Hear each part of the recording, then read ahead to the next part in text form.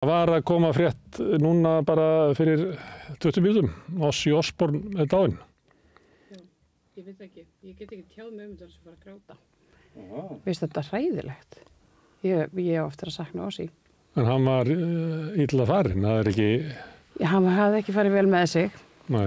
En hann, það nú ekki meira heldur bara 2 vikur síðan hann hélt lokatónleikana sína. Og það sem hann sat. Heima í Birmingham og þar komu fjölmargar hljómsveitir og héldu svona heimkomu og lokatónleika Ozzy. En þetta hefur nú greinilega svona verið ansi stutt. Þetta hefur hann vitað. Hvað var hann gamall? Já, það nú góð spurning. Hvað hann gamall? Hann hann bara á bílaldrinum? Já, ekkert voðalega gamall. Hann yngri að fæla það. Já. Hann láttraður að flýs? Já. Hann fæddur 48. Já. Hann var aldrei við Óla Ragnar. Já, hann ég gamall Davíð Oddssyni. Einmitt. Það var orðið fótalúin. En ég tók eftir þess að því að Ozzy ekki alveg minn maður. Þetta var svona tílir ekki alveg minni æsku. Kannski ég bara að það svo gamall að ég veit ekki alveg hvað það En ég tók eftir því að þegar þessi tónleika voru að það var svona mikið af vinnumanns á Facebook voru að keppast við að svona tala fallega Ozzy Osbourne og hvað það var glæsilegt þar sem hann sat í þessum ofvaxna stól. Já. Og eins og að gera stundum eins og við fórum saman á Latta þar sem að salurinn fær að klappa fyrir Latta. Þá var það fann maður það var svona út allan heim fólk svona vildi lýsa yfir ást sinni Ozzy Osbourne. Já. Frumkvöðl, mikill frumkvöðl. Og ef ég má vera með leiðanlega samanburða þá var Oasis með endurkomu konsert eiginlega held ég sömu helgina eða alveg þarna bil, það nefndi enginn að tala það. Nei, það er færri. Það náttúrulega kannski keppir enginn við Ozzy Osbourne. Nei, enginn sem vill einhvern veginn tjá ást sína á Oasis bræðrum. Herðu, við skulum byrja í Gaza. Það ég sagði í gær. Hættum að hlæja núna, sko. Nei, ég sagði í gær að þetta var í stærsta frétt þessar aldar. Þjóðamorðið í Gaza. Já. Þetta er hryllingur. Þannig við skulum byrja á því. Þetta voru... Það er sko dag eftir dag. Erum við sett fyrir framan andlitið á okkur. Já. Og þetta er hryllingur. Já, ég byrja alla daga á því að opna Instagram og eða samskiptamiðla þar sem að ég fæ svona myndbönd beint í æð og þetta hefur rosalega áhrif á mann, sko. Þú veist, að það er líka búið, sko, og ég held að mín kenning er svo að þetta er með ráðum gert, sko, að því að maður er svo dofinn fyrir þessu. Að það sé búið að deyfa mann svona, upp á ákveðnu marki allavega. Þetta fólk sem hefur verið að fylgjast með hvað mest, kannski. Nei, það er ekki stefna Ísraelshers að drepa alla á Gaza. Jú. Ekki endilega að þreyta okkur, sko. Það er bara að komast upp með það, sko. Já. En það er bara eitthvað hvernig umræðan og fréttirnar eru í okkar heimsluta að þessi tilfinning skuli vera eins og að eitthvað svona sem ég held að er þetta raunverulegt. Er fólk að venjast þessu? Það er bara, ég held ekki, sko. Ég held ekki, ég held að það versni bara, sko. Þetta versnar, sko, ég held að maður hefur séð svo margt, svo rosalega ljótt. Og eitthvað svona sem að mann hefði einhvern veginn ekki geta órað fyrir að horfa upp á einhvern veginn í beinni útsendingu bara sko limlestingar og eitthvað svona hrylling og ég held að einhvern veginn að það gerist eitthvað svona það færast einhver mörk ég held að það sé alveg vitamál en svo er það leið og maður tekur sér kannski svona smá svona hlé frá þessum fréttaflutningi ef það er hægt að þá kannski svona hellist hryllingurinn yfir mann aftur. Ég er á því að það séu svo mörg merki eins og við stundum tínu til eins og Belgíu kongur í gær og eitthvað svona það að svona almenningur í okkar heimsluta er ekki að þola þetta. Eitt merkjur það að þessi sko menn sem voru alltaf að vaða upp í að tala einhvern veginn að Ísraels hefði rétt að þessu að sumuleyti eru þeir þagnar það er bara ekki boðlegt í dag að koma, ég meina það er hellinga leiðir sem að lýst yfir stuðningi við þjóðamorðið en maður, þú veist þeir eru ekki aðeins þagnaðir eða? Já, þeir ekki mikið fyrir þeirra skoðanum allavega. Ég verð að viðurkenna mig sjálf með þetta gengur svona í bylgjum, svo einhvern veginn núna einhvern veginn upp á bara allar síðustu dögum, hafa mér algjörlega blöskrað þetta, sko. Þegar þeir eru byrjuð að deyja úr hungri, þau sem eru, að sækja eitthvað súpuglundur sem ekkert er og þá eru drepin þar líka, sko. Ég held að sé, það er líka bara því að maður horfir einhvern veginn á sín eigin börn og þú veist, maður einhvern veginn finnur hérna eitthvað svona samsvörun og hugsa með sér bara ef að þetta getur komið fyrir þarna þá getur þetta komið fyrir aftur og þetta geti alveg komið fyrir mín börn og það er einhvern veginn þegar maður svona staldrar við þær hugsanir þá verður þetta eiginlega alveg óbærilegt sko. Það voru mótmæli í dag en að því þú nefnir þetta og við erum með fréttum mótmælin að því þú nefnir þetta með börnin og þú ert móðir þá fannst mér svona fyrst þegar mótmælin voru, þá fannst mér vera mjög áberandi það var svona konur af foreldrakynslóðinni sem voru áberandi í mótmælum ég veit ekki, það ennþá þannig að þeim ekki Já, það er svolítið mikið þannig það var reyndar einmitt, það var akkurat einn sem hafði orðið á því við mig áðan að það væru konur í miklu meirihluta á mótmælunum það hefur bara haldist svo litið þannig ég held að sé bara í takti við það sem er að gerast í öðrum löndum í Vesturlöndum sko að konur einhvern veginn svona beri hitan og þungan að þessum mótmælum og öllum aðgerðum það er skrítið ég veit ekki af hverju Ég held að það tengist þess að þú ert að lýsa þetta er að vera að myrða börnanda og það er bara styttra í móður eðlið maður talar þannig heldur en í okkur kollanum sko. Já, það er náttúrulega ala börnin, sko, það gerum við ekki. Það er eitthvað og þess að við höfum alltaf fundist þessi mótmælalda einhver leiti sko falleg. En svo er það svona eins og það að vera að sletta málningu á ljósmyndarann sem að þessi fréttir Já. Það er formaður blaðamannafélagsins er ekki ánægð með þetta, Helgi Seljan er ekki ánægð með þetta. Þið eru nú blaðamenn. Já, ég er ekkert ánægð með, auðvitað er ekki ánægð með það í sjálfsögur, hann er bara, hann er ekki veit þáttangandi í neinu, allan ekki því sem var að vera að mótmæla. Nei. Þetta er verra en ekki, sko. En ég veit ekki, eina sem að mig langar kannski ekki athugasemd við er þessar svakalegu yfirlýsingar, þessar fyrirsagnir ráðist á ljósmyndara. Það var eitthvað sem sullaði á hann málingu, eitthvað sem er ósáttur við fréttaflutning Morgunblaðsins af þjóðmorðinu hingað til. Kannski manneskja sem hefur fulla ástæði til þess. Ég, sko, þó það sé kannski ekki við þennan tiltekna ljósmyndara sakast og það sé þetta alveg, sko, alvarlegt mál að blaðamenn og ljósmyndara get ekki stunda sína vinnu. Þá, er þetta vassleysanleg máling held ég og hann lifir þetta af. Félagi Íslands Palestína sendir frá sér yfirlýsingu þar sem harma þetta, líklega vitandi það að það var á tímabili þar sem að var hann með glimmerið yfir Bjarna Ben og svo Dilja Mist sagði hefðu komið snjóbolt í bílinn sinn. Já, og þá var svona svolítið eins og að mótmælin væru orðin háskaleg og það hefur alltaf verið áróðurinn á móti þetta sé stuðningslið Hamas sem er þarna. Þannig að það er svona ákveðin viðkvæmni í þessu og Ísland Palestína vill einhvern veginn stíga strax fram og segja harmenda og þannig að halda mótmælanum friðsamlegum. Já, og bara til þess að mótmælin einmitt, við töpum ekki fókusnum, við erum að mótmæla þjóðmorði, allt annað einhvern veginn skiptir ekki máli. Talandi ágengt fólk út á götu. Það er frétt frá RÚV, stórhættulegt þegar fólk ætlar að taka lögin í eigin hendur. Þetta er Margrét Valdimarsdóttir afbrotafræðingur að tala skjöld Íslands sem við fjöllum nú hérna í gær. Og hlýtur að segja sér sjálft, sko, það bara gengur ekki að bara án dóms og laga sé einhverju sem er að grípa inn í eitthvað. Og þetta verið eitthvað svona rosalega skökk sjálfsmyndi á þessum hópi vegna að hún bendir á þessu viðtalið meðal annars að það er mjög fáir sem finna til meira öryggis að þeir séu mættir á svæðið. Flestir upplifa það nú er þetta að fara í eitthvað hryllilegt. Já, það var svona tilfinning kvennanna sem ég fekk hérna í gær sem voru hérna frá Bjarkarhlíð og Vitund og Druslugöngunni. Þær voru sammála það að þetta þær væri ekki öruggari með þennan hóp út á götu þó að þeir gefi svo út fyrir að ætla einhvern veginn með einhverjum hætti að stuðla öryggi kvenna.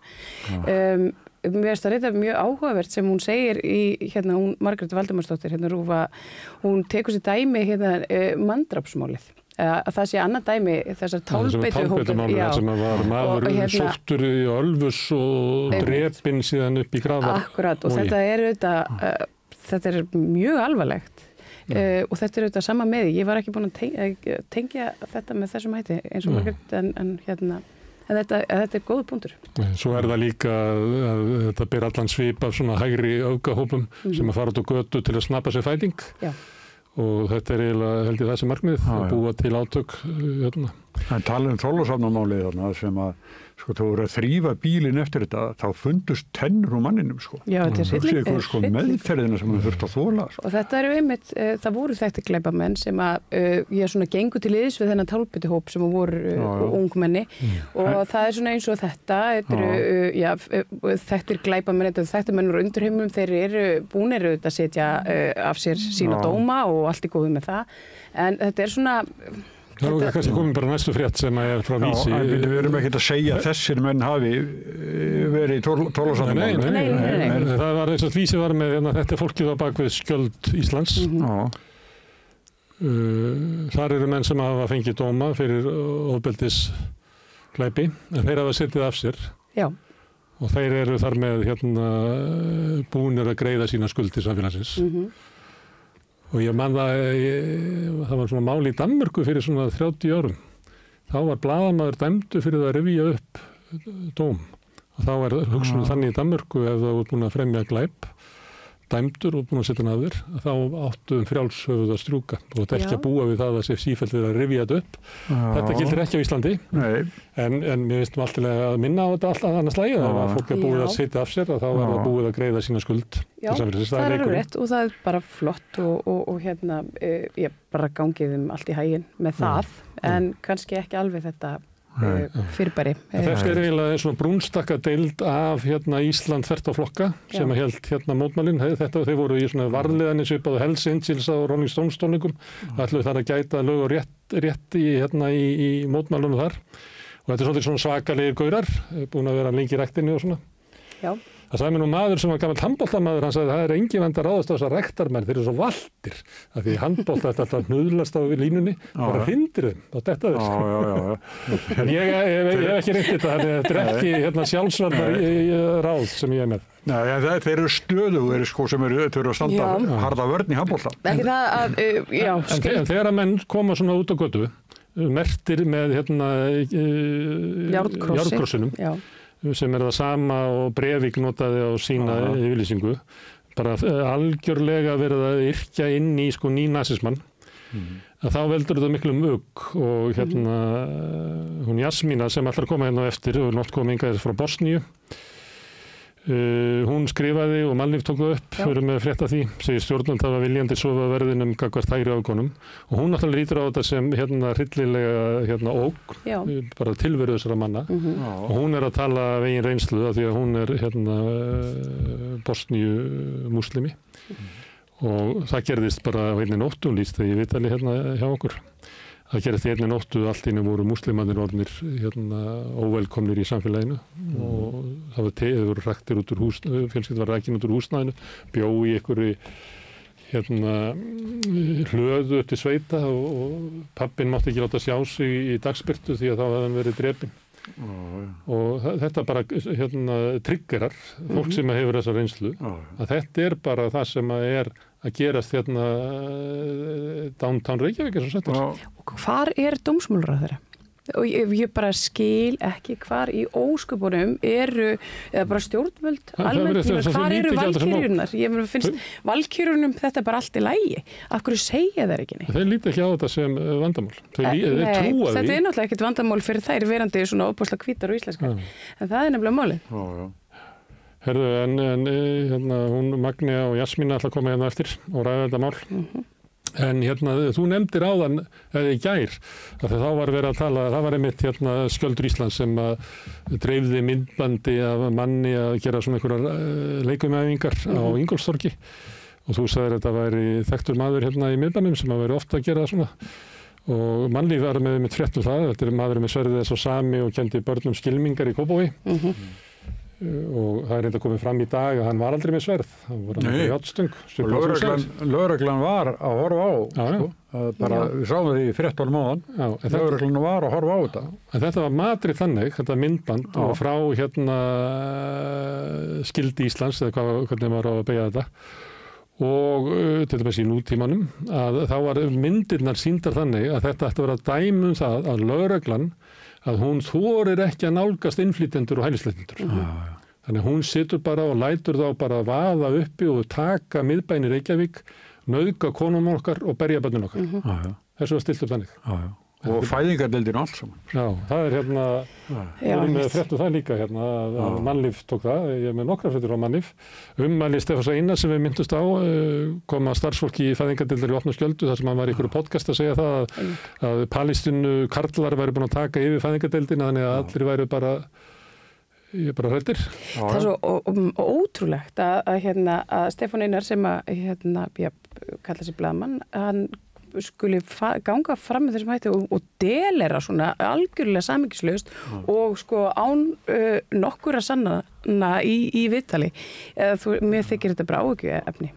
Já, ég er sammála þér. Þetta er bara alveg, og hefur sko hljóðnema til að tala í. Já. Og hann hefur rödd í íslensku samfélagi, hann á okkar að nota hana til ílsku. Já. Þetta er þetta helsti stuðningsmaður þjóðarmorðsins á Gaza. Já, mikið rétt. Herðu, þetta tengist lífi margra og Auður Jónsdóttir, hún skrifa nú oft svona skemmtilega pistla á Facebook og hún var að skrifa reynslu sína því þar sem hún var að reyna að taka leigubíl hérna í mitt af Ingólfstorgi og DFF hefur tekið þetta upp. Ég er búin að þess að þá hafði fólk þetta gert aðsúga á honum, það er leigubílstjórinn, fyrir það eitt að vera dökkur og hörund að keyra leigubíl. Hún var að fara að taka leigubíl og það var að vera varana við að fara í leigubílinn. Og það var læst hurðin hjá honum, það var út á ótta sko ökumannsins af þessum líð sem er þarna í kring og kemur þarna niðriti til þess að ráðast að dökku fólki. Já, bara vinnandi fólki sem er einhvern veginn bara að sko eiga fyrir salt í grautinni í einhverju lágmarkslaunuðu þjónustustarfi. Þetta er ekkert æðislegt starf að keyra blindfulla Íslendinga á næturnar sko. Og þetta er alveg þvílíkt álag. Við fengum nú í vor fekk ég til mín leigubílstjóra einmitt sem hafði orðið fyrir bara miklu og bara ofbeldi af hendi Íslendingar sem voru einhvern veginn farnir að taka undir þeirra málflutning en þetta er eitthvað sem við þurfum að gefa gaum þessi öfgahægri sveifla. En Auður fór í leigubílinn? Já. Auður fór og spjallaði við manninn og átti bara góða heimferð. Herðu, þú spurði hvað er dómsmálaráðherra, það er frétt af Vísi, hún skrifaði grein dómsmálaráðherra og þetta er byggt upp á því það er að brottfararstöð dómsmálaráðherra komin í samráðsgátt. Þarna mætir hún og með einhverja frétt sem að raunverulega hljómar eins og næstu stuðningur við það sem að Skjöldur Íslands var að segja. Akkurat. Þannig að ríkisstjórn Íslands er ekki að mæta ógninni sem er út á götu, heldur er að ýta undir hana. Einmitt. Eitthvað, alltaf að safna fólki saman í einhverja samráðsgátt og til svipað og hvaða dómsmálaráðherra var það sem að... Guðrún Hafsteinsdóttir lagði fram þetta sama frumvarpi, þetta er bara nákvæmlega sama frumvarpi. Nema hún talar loka búsetuúrræði en ekki brottfararstöð. Þannig að það hefur verið fólk hérna að vera borðið og víðar sem er að segja hvað ætla stjórnvöld ekki að grípa eitthvað inn í þessu atburðarás og þau gera það með þessum hætti. Með því að nýta á þetta er pólitískt tækifæri fyrir mig að segja að ég ætla að vera hörðu við innflytjendunar, alveg eins og Skjöldur Íslands. Akkurat. Þetta er alveg óskiljanlegt. Það er leiðum að líkjast. Herðu, ég tók saman, það er til vefmiðl sem heitir Nútíminn sem er einhvern veginn svona prentútgáfan af brotkasti Frosta Logasonar. Ég veit ekki hvort þetta sé það sama en Frost er allavega ritstjóri Nútímans. Og þegar maður þarf ekki að fara lengi þarna til þess að segja því að þetta er eiginlega málgagn svona útlendingaandúðar. Já. Og ég tók saman bara nokkra fyrirsagnir. Já, lestu. Það er ömuleg framkoma gegn starfsfólki fæðingardeildar fyrirlíta kvenfólk. Þetta er haft eftir Stefán Einari. 100 hælisleitendur í breskum hótelum fremja alvarlega glæpi. Stjórnvöld banna tölfræði glæpina.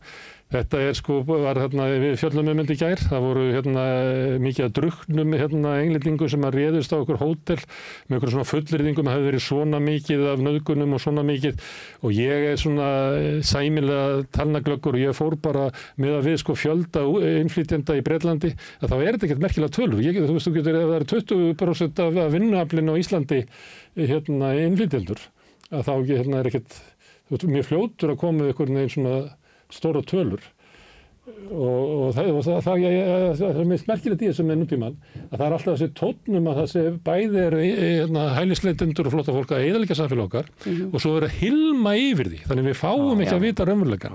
Þetta er bara, ég mun Trump hefur notað þessa nákvæmlega sömu taktík. Og fleiri fyrirsagnir, erlendi ríkisborgar 5 sinnum líklegri til að vera á bótum, þetta er bara rangt. Þetta er ekki það. Hryllingur á Kanaríum og ólöglegur innflytjandi kveikt í 17 ára kærustu sinni. Þú veist, það er kveikt í kærustum því miður, út allan heim. Já, heimilisofbeldi er bara, ofbeldi gegn konum er bara faraldur. Það er hryllilegt ofbeldi gegn konum í Indlandi til dæmis, nútíminn er ekki að fjalla það. Stúlka sem við erum ekki að mæla þessu bót samt, sko. Nei, stúlka sem klæddist sömuleyti efasmann líka sannleiksgildi þessara frétta, sko. Stúlka sem klæddist breskum kjóli rekin heima menningardegi, þótti móðgandi við minnihlutahópa. Já, ég get nú alveg, sko, nú var dóttir mín í breskum skóla og það eru bara mjög stífa reglur. Þú bara mætir ekkert í hverju sem er í alveg saman þótt að það sé menningardagur. Það er lengdar takmarkanir á pilsum og það eru, þú mátt ekki vera með bera axlir og þetta er mjög íhaldsamt. Finnst okkur, en sko... En þetta er það að því að voru fánalitunum? Já, nei, það er bara ekki, bara stærst ekki. Fjarlægur úr skóla eftir ofbeldi samnefnda. Skólinn segist ekki geta tryggt öryggans. Þetta er framhald af Breiðholtsskólafréttunum. Og voruði breiðast út á Spáni, við fjöllum líka það. Átakið milli innflytjenda og innfæddra stigmagnast. En þetta er eiginlega, ég myndi halda að vera svona 60-70% af fréttunum eru í þessum anda. Það er það að innflytjendur fylgi glæpir og þeir lifi á bótum og sjúga mergin úr samfélaginu okkar. Og að háskólarnir, lögreglan og öll yfirvöld vil ekki segja okkur hvernig þetta er. Og í umræðinni núna Epstein-málið í Bandaríkjunum, því það er svona maka svolítið að klofna. Og þá finnst mér svolítið áhugavert að hlusta á það hvað menn er að segja þar. Þá eru menn að segja að þeir eru áttugur á því að það er bara svo mikil peningur í samsæriskenningunum. Það er svo mikil peningur í þessu og menn get ekki hætt þessu. Þannig að menn halda bara áfram að bera út einhverja svona sögur. Af því að það er bara, þú getur bara fengið bara fínt líf út úr þessu. Þú getur það náttúrulega aldrei á Íslandi. En að sumuleyti er það þannig að það er ákveðin svona þrýstingur og það er ákveðin svona vilji, til dæmis í þessum hægri podcastu sem eru öll meira og minna fulla útlendingaandúð.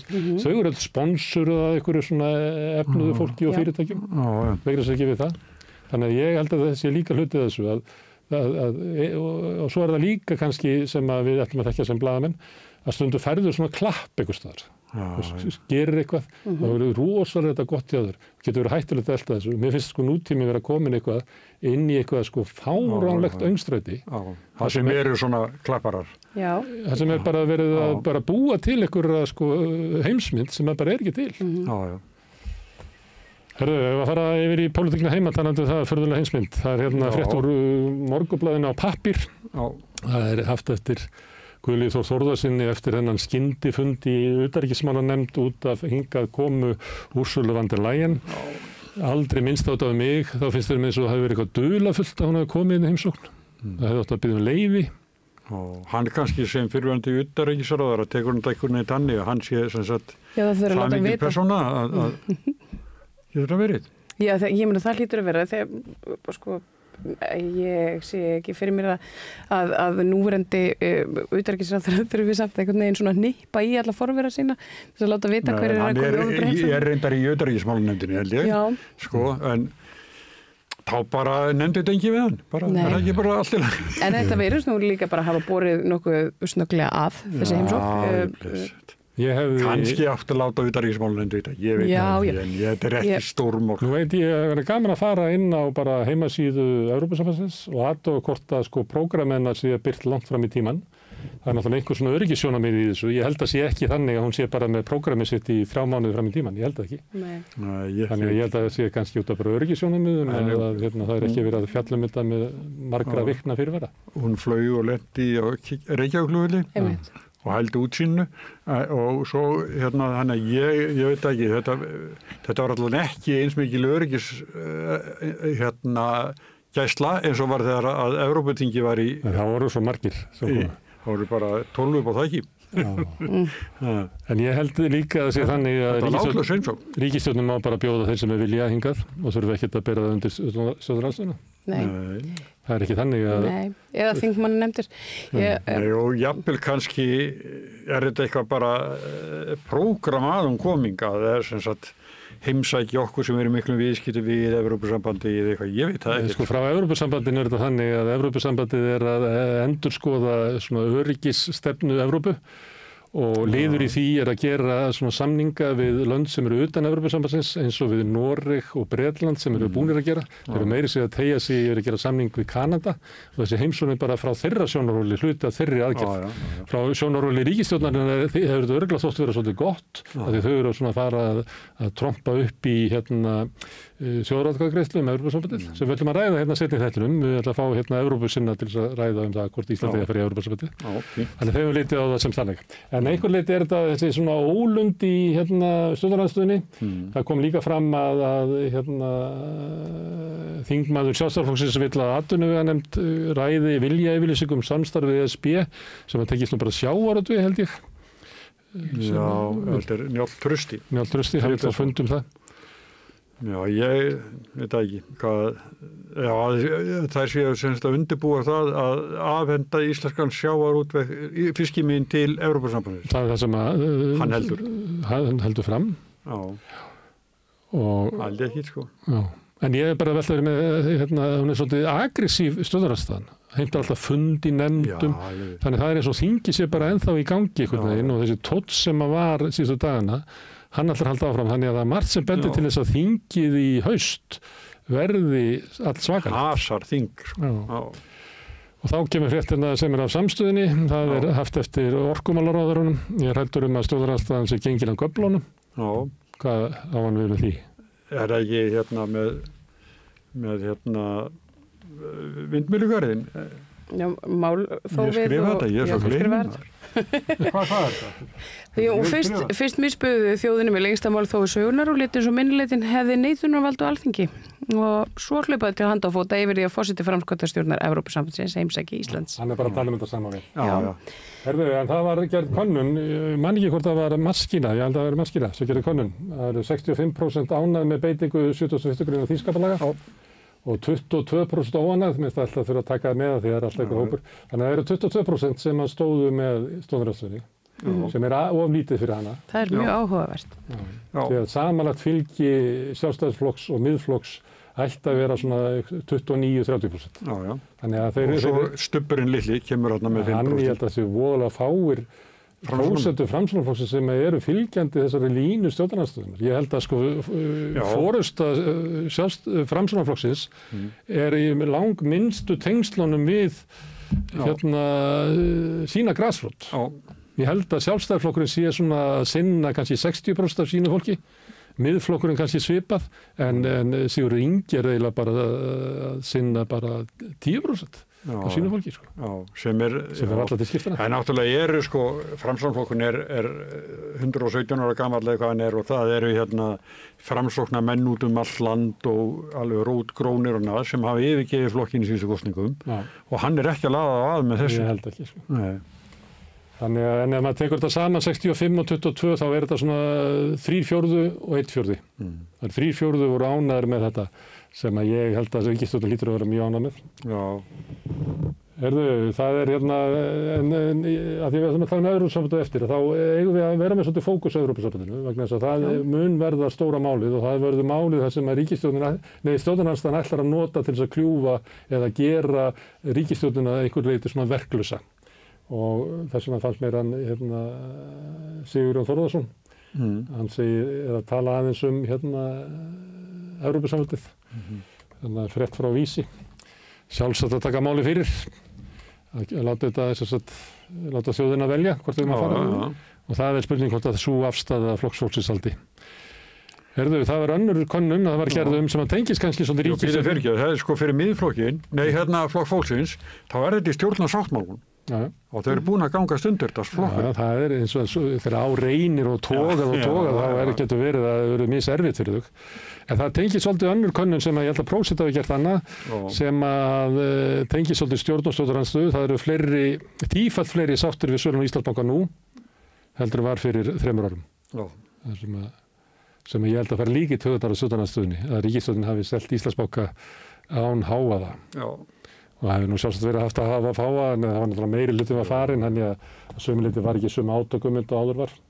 Herðu, aðalfréttin í öllum öðrum var að Play að tapa miklu peningum og var að segja upp starfsfólki. Það voru að tapa 2 milljörðum og gengið er að hrynja, en það hefur það held ég verið meira og minna verðlust. Það er bara auðra á einingu, 30 aura eða eitthvað, sko. Þetta er alveg... Þetta er ótrúlegt sko, hvað fólk er tilbúið að tapa miklu peningum í þessum flugfélögum. Það er... Já. En eitt í þessu að eigendurnir hann að tapa gríðarlegum peningum. En það er alls konar fólk sem er að græða á þessu. Þegar þau flytja fólk hingað inn og ég meina Laugavörinu fullur og það eru komnar lundabúðir bara í hvert einasta hólf.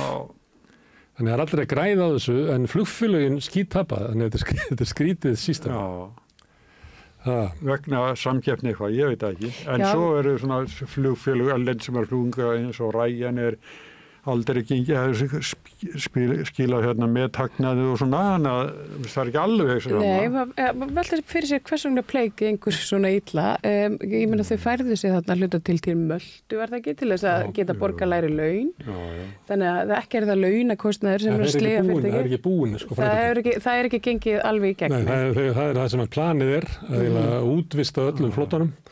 Og fljúa fyrst og fremst frá Íslandi til Sólalanda, hætta Ameríkufluginu sem er vist að draga saman og svo verður líka að tapa mikið á því að krónan hefur styrst gagnvart dollara að þá tapa og Ísland líka að tapa ansi góðum fúlkum á því, getur munað miklu eða bara 5% breyting af því að það er svo mikið borgað fyrirfram. Býst ég við þessi ástæðan eða panta fyrirfram. Verðið ákveði fyrirfram í dollarum, þannig að þú færðin bara minni pening fyrir kostnæðin, þeir eru að tapa því og síðan ætlar að taka einhverja vélar sem þeir eiga og fara bara í að leigja það út, þannig að þetta er orðið líkara ég heit ekki Primer eða eitthvað sem var bara meira og minna í svona Sólalanda þjónustu. Þetta er að verða þannig. Þau voru að segja upp 27 flugþjónum. Flugþjónar, það er ekki heita flugfreyju lengur, sko, þetta eru flugþjónar. Það eru þjónar það líka. Það eru þjónar. Eins og flugfreyjur eru nú fallegt staðsettir, sko. Já, kallarnir eiga bara að setja sig við að vera flugfreyja. Já. Eins og ljósmóðir, ég held að það sé engi ef það er... Konurnar eru flugstjórar, sko. Ef það er kall sem er ljósmóður, þá held ég að hann kallir sig ljósmóður. Já, það er ekki, en sko konurnar sem eru flugstjórar, það eru bara áfram flugstjórar, en svo geta kallarnir ekki verið flugfreyjur. Þetta er bara mótmælum þessu. Já. Freyja er náttúrulega tengt kyninu, á menna stjóri er það ekki beint, sko. Já, kallmannshóll. Herðu, víkufréttir, það er alltaf bestu fréttirnar á gósinu, það er ennþá gós í einum gíg, það er allir búin að missa áhugann á gósinu nema víkufréttir, það er bara í tungarðinum hjá þeim. Já, þetta er allt annað, ég geng mikið og í morgun þá sá ég úr Garðabænum vestur á Seltjarnarnes, sá kirkjuna þarna og þetta var bara, sem sagt, þetta er allt annað heldur en deginum áður. Það sko ringdi klukkan svona 2-3 núna í nótt, síðustu nótt og ég það gerðist, það var svona eins og það svona, ég vaknaði einhvern veginn, bleið svolítið þannig, ég var svona eins og ég hefði fengið mér svona 10 kaffibolla, hrestist allt í einu miðanótt og gætt svona loftað út íbúðina því að hún var, Brennisteinninn farinn. Já, í bili allavega. Það eru spánir þess að segja að Laugavegurinn, ekki hérna niðri í bæ, hann sé hættu að deyja úr velgengni, það sé alltaf mikið fólki þar. Já. Þú ert nú gamall göngumæður? Já, ég gekk einu sinni Laugaveginn á 2 dögum, svona hraðagöngu, en það var mjög gaman, en ég er á því að það er, við vorum síðustu hópur sem gekk Laugavegi það hausti, sko. Þannig að við vorum bara 6 á ferðið 8 eða hvað við vorum og ég er alveg á því að ég sagt þetta áður hérna að við höfum farið til Skotlands til að spila golf og þá pantaði maður golftíma með löngu fyrir eða rástíma í golfinu og mér finnst það bara taka upp þetta sístema á Laugaveginum, það sé bara ákveðin fjöldi inni með kannski bara með hálftíma millibili sem er ræst bara 10 núna eitthvað svona. Staðin fyrir þetta er bara vitlaust að það geta komið svo margir saman og þá fyrir fólk að ganga utan gönguslóða og fleira. En ég er fyrir hálftíma undan þér og þú kemur svo í hraðgöngu. Það svo allt annað mál bara. Og ég bara að labba hægt í gólfinu væri þú að reka á eftir mér. Já, reynda myndi ég slá á þig bara. Nei, það samt, sko. Þetta er bara ennett dæmið svona massatúrisma sem auðvitað bara stórt vandamál og einhvern veginn vill horfast í augu við það. Við erum með, það alltaf verið að tala þetta sé svo mikil tekjulind, þetta sé svo frábært. Samt sem áður þá einhvern veginn virðast þess að tekjur ekki skila sér á rétta staði. Hér eru innviðir ennþá í mólum og allt einhvern veginn komið svona heljaðröm, en samt eru alltaf fleiri og fleiri túristar og ég veit ekki, ég held að ég sé séu margir mjög sammála mér að þetta sé orðið svona yfirgengilegt og við sem að búum nýri í miðbæ og í bæinn algjör brandar það er bara ekkert hægt að fara þangað. Það er rosa skrítið fólk sem er komið, það er eitthvað, ég veit ekki, það er eitthvað Amerikanar sem er eitthvað alltaf öðruvísi en Amerikanar í fyrra og hitti fyrra. Já, þetta er mjög skrítið fólk. Rosalega mikið af skemmtiferðaskipum og þau hafa þann háttin á að flauta alltaf svona þegar þau eru leiðinni í eða úr höfn, þetta er eitthvað svona vinahót og ég bý þetta á horninu á Klapparstíg og Skúlagötu og ég hrekk upp þetta á nóttinni af því að þeir einhvern veginn finnst það þeir einhvern veginn knúnir til þess að kveðja og vinka miðja nætur og ég geti haldið langa einræði það hvað ég er honum þreytt á þessum túrisma. Það er ein kona í blokkunum hann við Skúlagötu sem vinkar ekki á móti. Nei, það ger ég ekki. Komaði bara flautandi. Já. 2/3 Rúmena telja að Ceausescu hafi verið góður leiðtogi. Góður þá gengin er. Þetta er sagt að þetta sé byggt á einhverju svona rosalegri herferð erlends ríki sem á að vera Rússland. Ég hef nú ekki trúið því að eitthvað svona TikTok herferð nái að breyta afstöðu Rúmena. Þetta er náttúrulega það sem kemur Vesturlandabúum oft á óvart er að það er í Sovjetinu, gamla Austrinu, að það fólk fekk náttúrulega nýfrjálsvíkinu í hausinn. Það rundi niður eiginlega, þetta voru samfélög þar sem var menntakerfi og húsnæðiskerfi og það var séð gamla fólkið, það hafði enginn neitt brjálæðislega gott en það var séð fólk, svo allt innan lendur í samfélagi sem er ekki séð neitt og bara það er hungur á götunum og það var orðaði. Munið eftir fréttamyndunum frá Rúmeníu sko. Eftir að Ceausescu var döður sko.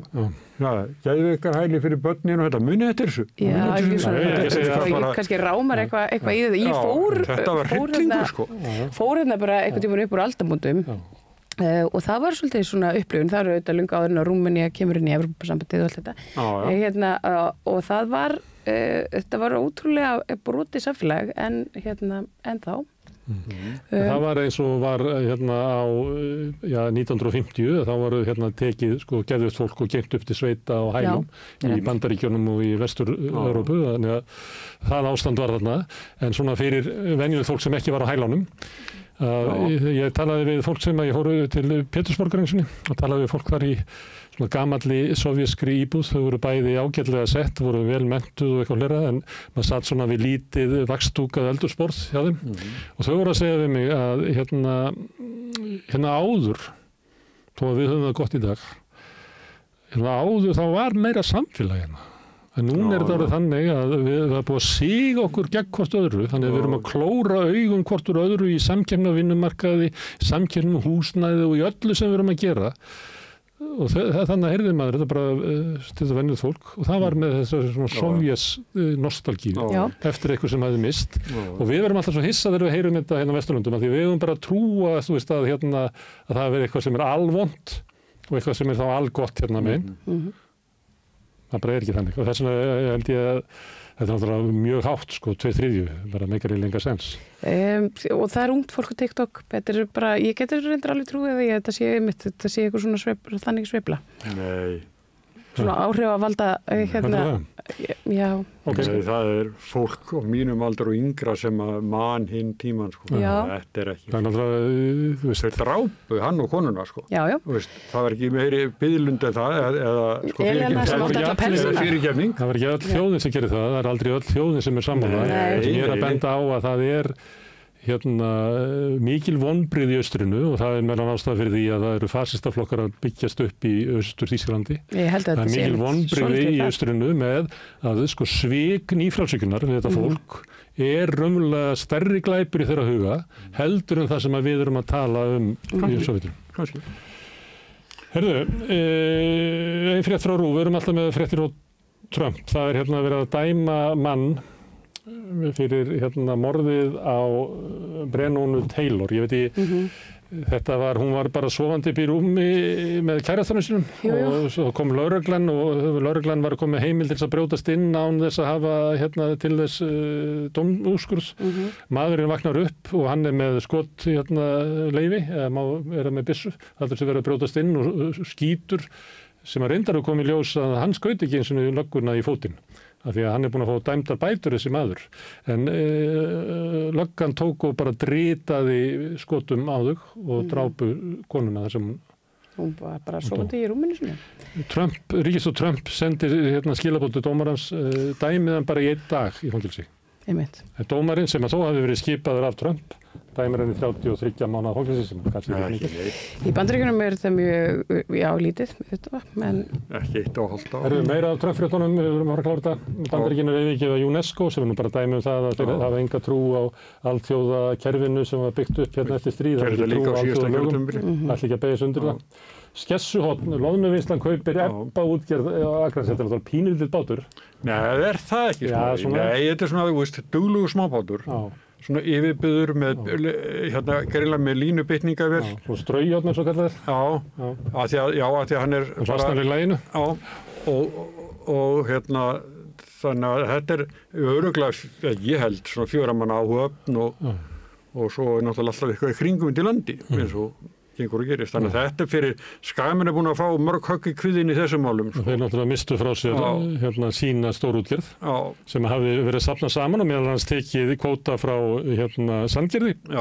Safnað upp á Skaga, saminaði svo Granda og síðan bara allt í einn daginn bara fór allir kvóti frá Akranesi og síðan hefur valla verið unnin fiskur þarna. Þarna einhvern pínlítill bátur og loðnuvinnslan á Fáskursfirði sem náttúrulega samvinnufélag. Það eiginlega 2 staðir á landinu sem öruggt að kvóti mun ekki fara frá. Það Fáskursfirði og Skagafirði. Já, og ég held líka í Grenivík. Já, í Grenivík. Það er ekki svona... Guðný Sverrisdóttir sem var sveitarstjóri, systir Valgerðar, hún var duglega að missa ekki kvóta úr byggðinni. Já. En það er ekki alveg svona formlegt samvinnufélag eins og í Fáskursfirði og Skagafirði. Nei, kannski bara andi þar sem að svona Guðný andi. En hann mun alltaf einni kynslóðinni, þá mun hann bresta alveg svo þeir sem áttu hlutina þarna í sparisjóðunum og endanum þá seldu þeir bara. Herðu, við ræddum aðeins hvað kostaði mikið að vera áskrifandi enska boltanum í gær, en það er 41%, segir Mannlíf. Sem hækkar. Það er svolítið mikil verðbólga í enska boltanum. Það er svolítið mikið, já. Herðu, þetta eru fréttirnar. Takk fyrir og við ætlum að hafa hér örstutt auglýsingalegu og svo ætlum við að halda áfram að ræða fréttirnar. Við ætlum að ræða skjöld Íslands. Það er María Lilja sem fær góða gesti.